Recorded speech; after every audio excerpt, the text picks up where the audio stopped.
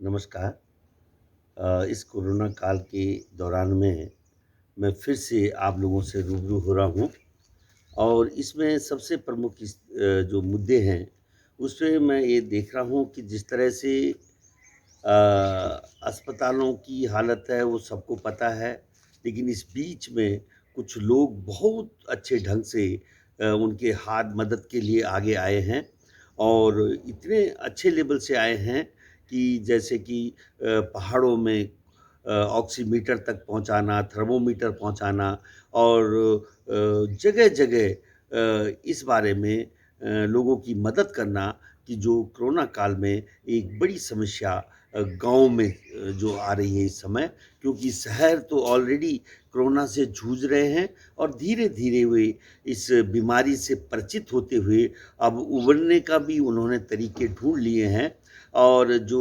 भी मौतें इस समय कोरोना से हो रही हैं, तो उसमें कुछ गलतियाँ जो हैं, वो व्यक्तिगत रूप से भी हैं और जो सरकार के जो फैसिलिटीज़ हैं, आधी-अधूरी फैसिलिटी उससे भी है। लेकिन सरकारों का ध्यान जिस तरह से मैं देख रहा हूँ कि केंद्र में भी सरकार का पूरा ध्यान इस समय जो सेंट्रल विस्टा का कंस्ट्रक्शन है, उसकी तरफ बहुत ज़्यादा गया हुआ है और दिल्ली में स्पेशल पास बने हुए हैं मज़दूरों के लिए कि वे प्राइम मिनिस्टर जो नया हाउस बन रहा है सेंट्रल विस्टा प्रोजेक्ट में, उस पे पूरा ध्यान केंद्रित है और उसको बहुत प्रायोरिटी लेवल में ले जाया जा रहा है। ये प्रोजेक्ट इस समय जो कभी 9,000 करोड़ का होता था, आज 20,000 करोड़ का एक प्रोजेक्ट पहुंच चुका है और इस पे रात दिन काम चल रहा है। ये प्रधानमंत्री जी की पहली प्रायोरिटी है। उसमें उन्होंने कोरोना को शायद है क्योंकि कोरोना के मामले में जिस तरह से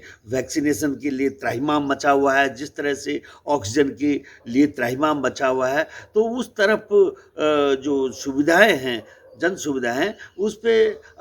मेरी समझ में नहीं आ रहा है कि क्यों ये ध्यान उनका नहीं जा रहा है। यहाँ पे भी मैं देख रहा हूँ देहरादून में कि जितने भी बड़े-बड़े अवैध कंस्ट्रक्शन भारतीय जनता पार्टी के नेताओं के चल रहे हैं, तो वो इस समय चल रहे हैं। क्योंकि अगर हम शिकायत भी करना चाहेंगे एमडीडीए वगैरह से, तो पूरे डिपार्टमेंट इस समय बिल्कुल नॉन वर्किंग कंडीशन में है। आप कहीं भी अपनी शिकायत नहीं कर सकते। आप केवल और केवल आप भगवान भरोसे घरों के अंदर बंद हो और इस बंद में अपना मुँह चुप करके बैठे रहना ही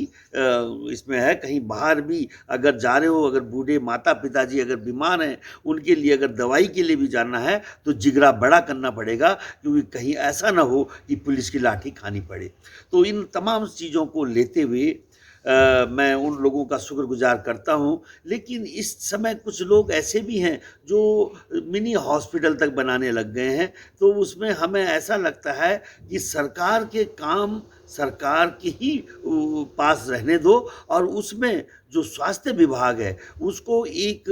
आर्मी की तरह हमें दुरुस्त करना पड़ेगा। जिस तरह से युद्ध आर्मी लड़ती है और आर्मी के जनरल लड़ते हैं, उसी तरह से स्वास्थ्य विभाग के कर्मचारियों को ये युद्ध को हमें लड़ने देना चाहिए और मेरे को बड़ा दुःख प्रकट हुआ कि जब सांड की माफ़ी भारत ये जो विधायक घूम रहे हैं और